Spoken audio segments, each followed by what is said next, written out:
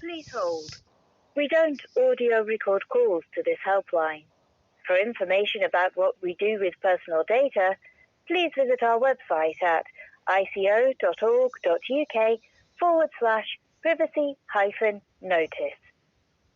Our helpline is for organisations, people who work for themselves, and for members of the public. Please note, we will treat all people with courtesy and respect, and we expect the same. If anyone behaves in an unreasonable way to our staff, we will bring the call to a close. To help get you through to the right team, please select from the... Here are your 3 options. To discuss an inquiry or complaint you've already sent to us, please press 1. To discuss a new inquiry or complaint with us, we're now transferring you to a member of our team.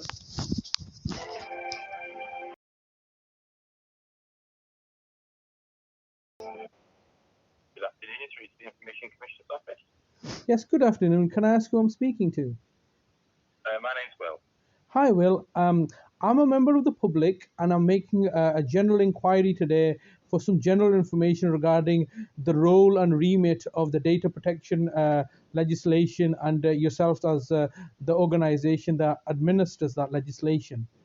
I have just one simple question. I want to know, is the Information Commissioner's office a regulatory body or is it an advisory body?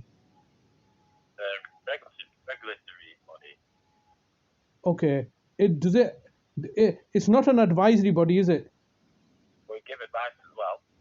Yes. So, I mean, it has an advisory... Let me just clarify. So, the reason I asked this question is because, as you know, I can make a subject access request to an organization. If the organization fail in their obligations, I can bring that to yourself. And should my complaint be upheld, I'm often told that you have an advisory role to advise the organization, that they're failing and stuff. And so I'm just trying to understand. Please, can you help me understand that as a regulator? I mean, where does it? I mean, let me just get my thoughts right. Where is it that you're a regulatory body, but you have an advisory role? So that's a role within your regulatory remit. So, for example, I'm ringing you up today. I'm asking for advice. That is a role that you have within as a regulator. But surely your primary a regulator, not an advisory body. Right. Is that correct? I mean, we can do both. I don't understand why you think we'd be able to do both things. No, so I'm not clear in my question, so let me rephrase my question. Because, of course, you can do many things. You can be a complaint handling, you can have a complaint handling role. But the point I'm trying to make is that your primary objective is as a regulator, not as an advisory body. You may have an advisory role, but I'm just trying to see if that's correct. That you, like, for example, I'm ringing you up today, you're giving me advice over the telephone, that's an advisory role. But your primary objective, my understanding is the primary thing, I would say that the primary role is probably the regulation more than the advice. As far as I'm aware, we don't have to offer an advice hotline. Yes. But we do give advice because we don't want to. We can give advice to people and organisations to help people understand the data protection legislation. Yes.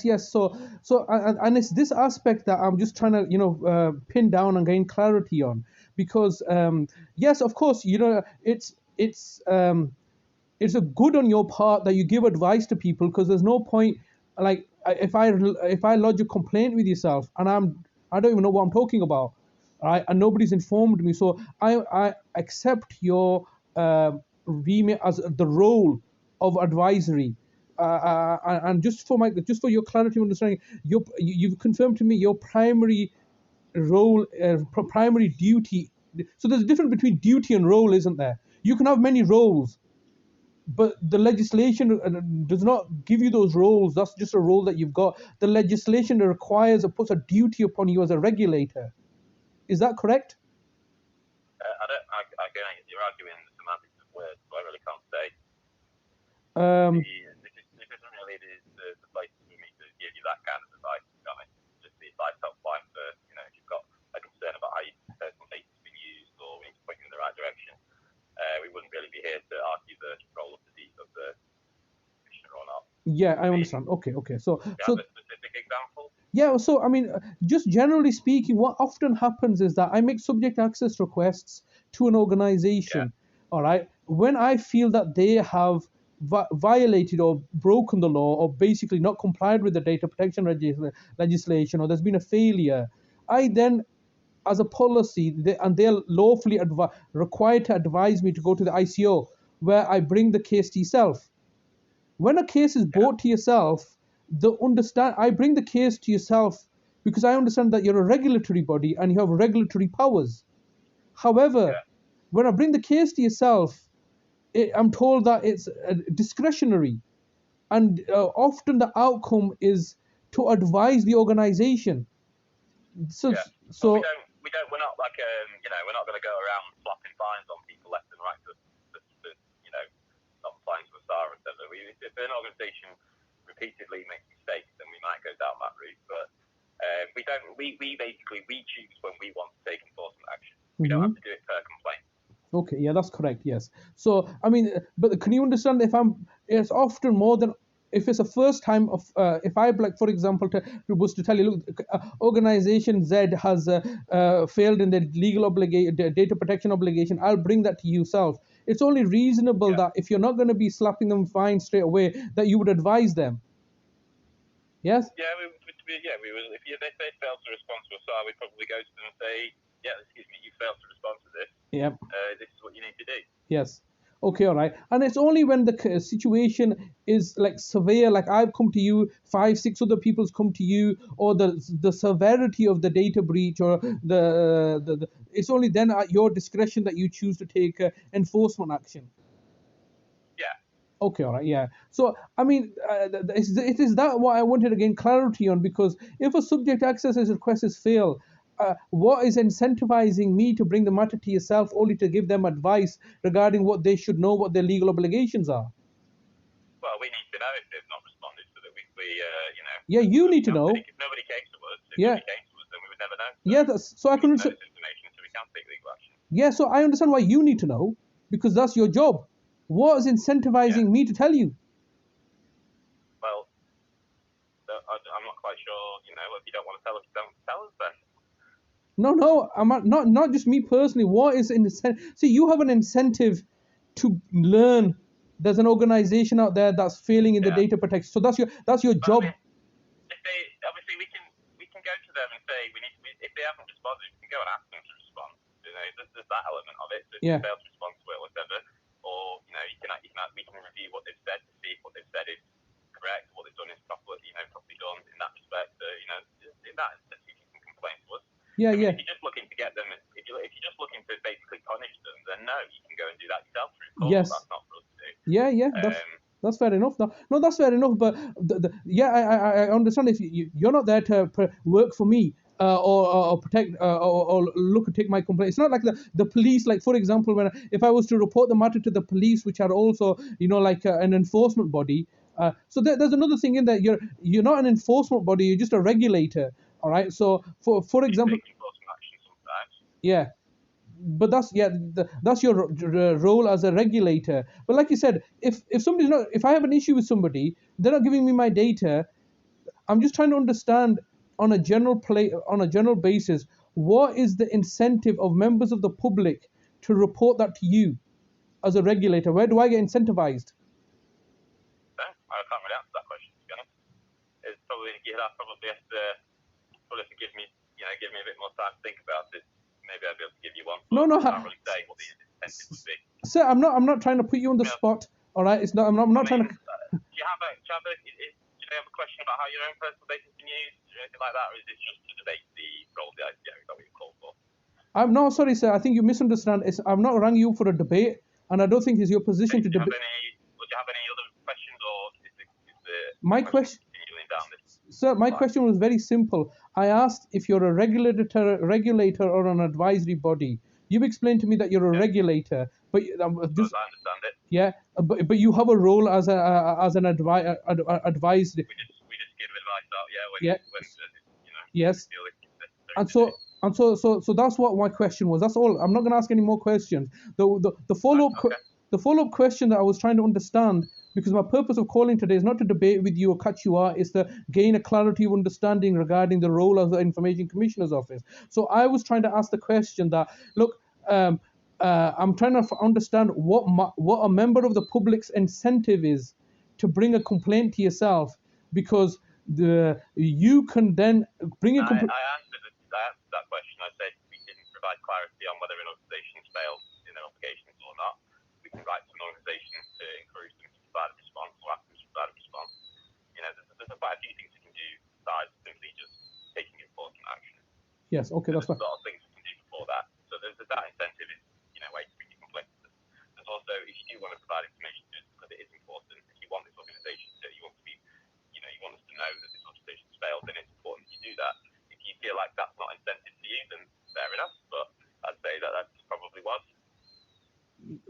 Because it's important to you, it's not important to me, is it though? Well, this organisation's not complied with something you wanted them to do, so in that sense, I suppose it is. I mean, the organisation, you know, if you want this organisation to see justice, as it were, if you want us to take enforcement action, you need that information. If it's not, if you don't care about that and you're only into yourself, then fair enough, don't enforce it to us. Yeah, I mean, look, I think, you know, I think that's just that grain of clarity that I want to understand, because you can understand when there's a law, somebody breaks the law, there should be somebody to punish the law. That's a fundamental understanding. If there's a law and you've not complied to the law, there should be consequences. But it's not like a, you know, there's usually quite a lot of reasons why an organisation might not have initially done it. It's not criminal, right? Nobody died. So we're not going to go around slapping fines left and right. Ultimately, our role is to try and help an organisation to get things right. So, you know, we work with them to help them get things right. If there's consistent failings, then yes, we'll have to go down that route. But, you know, it's the same as if, you know, if you committed a very minor crime, you wouldn't just be instantly punished for it. Well, of course I would. It's not. Well, of course I would. That's not how it works. That is exactly how it works. If I'm on the motorway and I go over a speed limit, that's an instant fine, isn't it? Yeah, but it's not massive, and in the sense of, you know, we're not going to go and slap organisations with fines left and right for that reason, because don't. But again, this is just I don't speak for the ICO in that sense. Like, I can't make these decisions. Yep. Okay, I'm just I'm just a call handler on the advice helpline. So, you know, this isn't really the place for me to debate this with you, and it is a debate that you're after here. No. So unless you have any other questions, I'm going to end the call and move on to the next person. Sir, I mean, with respect, you're classifying this as a debate. I'm asking questions. You are debating things with me. You're the one that's giving examples. I'm not debating with you. We're now debating whether we've debated. So unless you have any further questions that aren't relevant to the role of the commissioner, anything about how your own information can be used, anything like that, then I'll have to move on to the next caller. Well, sir, I don't want to hold you if you don't want to continue this conversation. It's a conversation, it's not a debate. You can call it whatever you want. Thank you.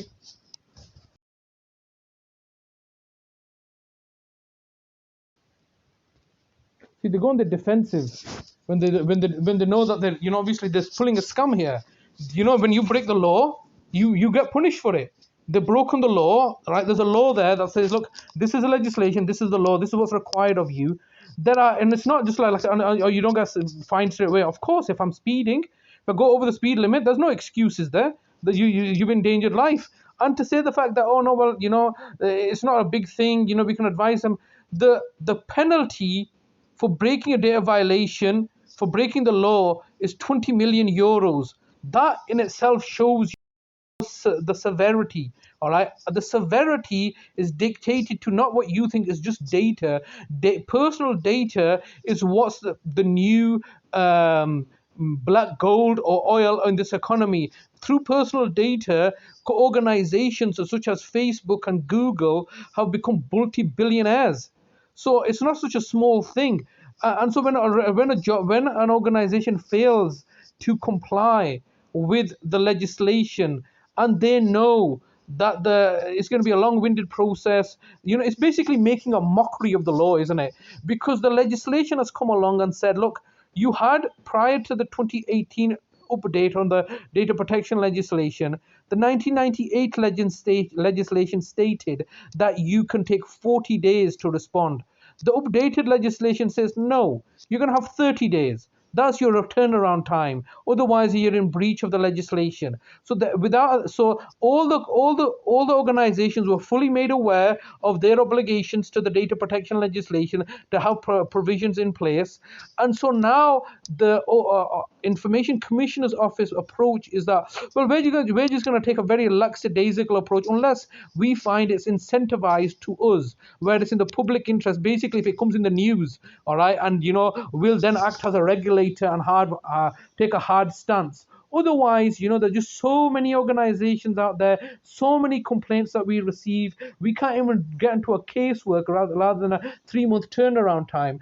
And often what we'll do is we'll find one excuse after the next to get out of upholding the complaint. And should we find it that the case is the evidence is so severe and to clearly show that they fail to comply with the legislation, then we may just advise them. In the meantime, I have to present them with evidence. All right, my personal data, I have to they have to open up a case file. I have to corroborate why they failed. I was advised earlier today I need to follow a formal complaint process, exhaust that process. So obviously, the reason for my call today was to I highlight that you're a regulatory body. That is your primary existence, not as an advisory role which you exhibit. The law states that if a subject access request is not upheld, the organization is legally required to advise me to go to the Information Commissioner's Office.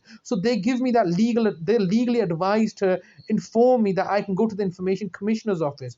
The point of me going to the Information Commissioner's Office is to highlight a failure. And for them to say, well, we accept and understand the failure, but we're going to classify that as a mistake, all right? And therefore, we can only advise them. That is such a stupid and ludicrous position to take. Because if you're basically a toothless organization, you're all bark and no bite.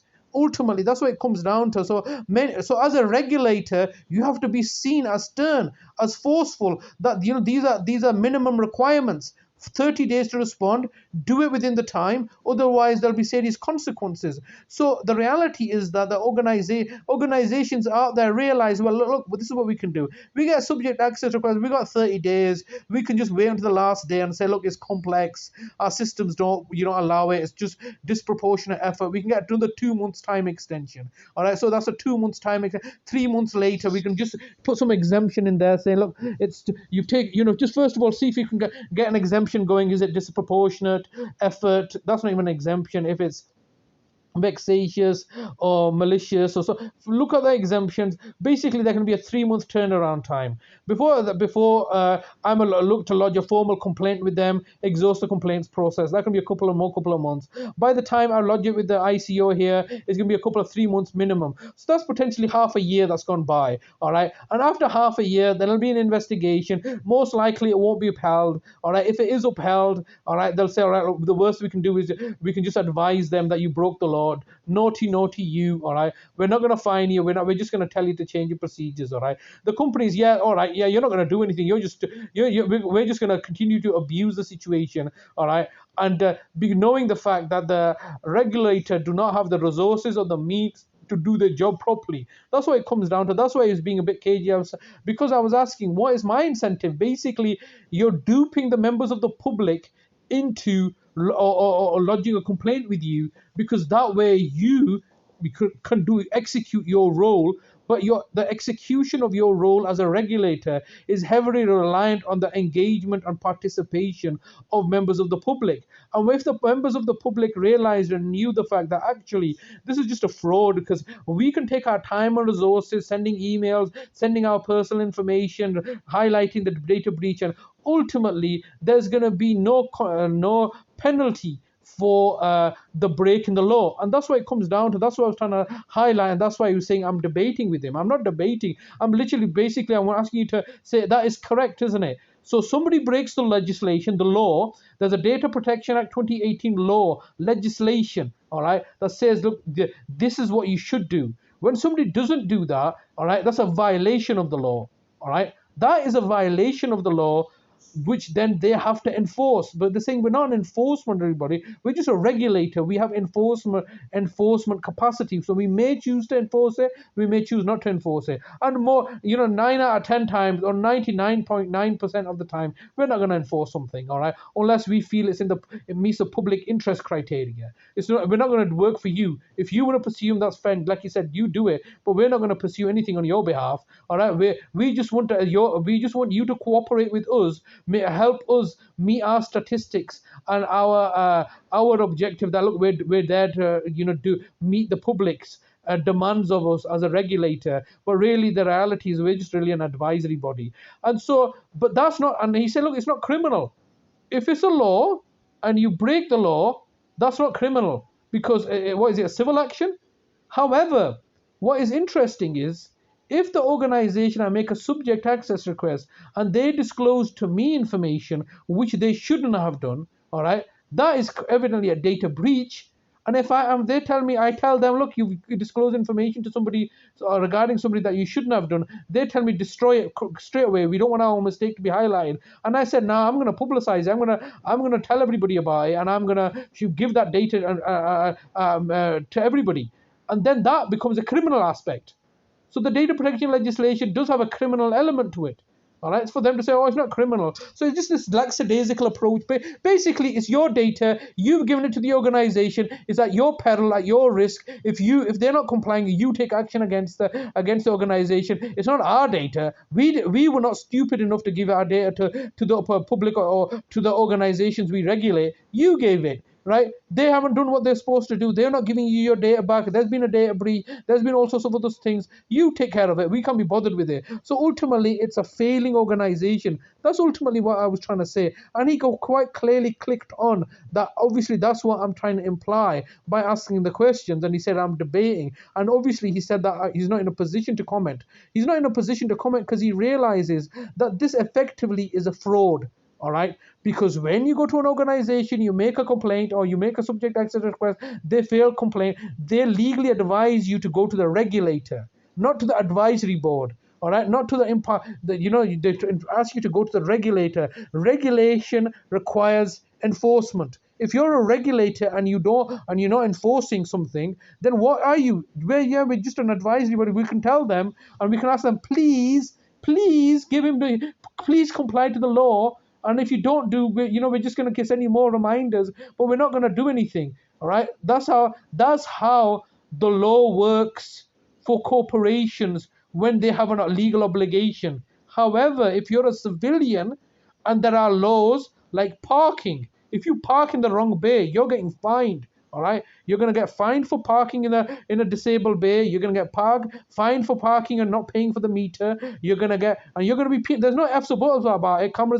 Photographs are going to be taken. You're going to be penalized for making a minor infringement of parking where you shouldn't have parked, or not paying for your parking ticket. That becomes a serious issue, whereas this is a serious issue that has 20 million euro penalty associated with it, and they just take a very lackadaisical approach. That's why it's very disheartening and sickening to deal with an organization that's ultimately toothless, but yet purports to be, an enforcementary regulator. They don't regulate nothing. Ultimately, they just give advice to people. The advice is already openly available. Organizations that are gonna act malevolently, they're gonna act malevolently, and there's nothing that this organization can do about it other than write to them, and the organization, such as the local authority, can tell them, go do one. You're not gonna do anything to us. We'll do what we like, and that's what it comes down.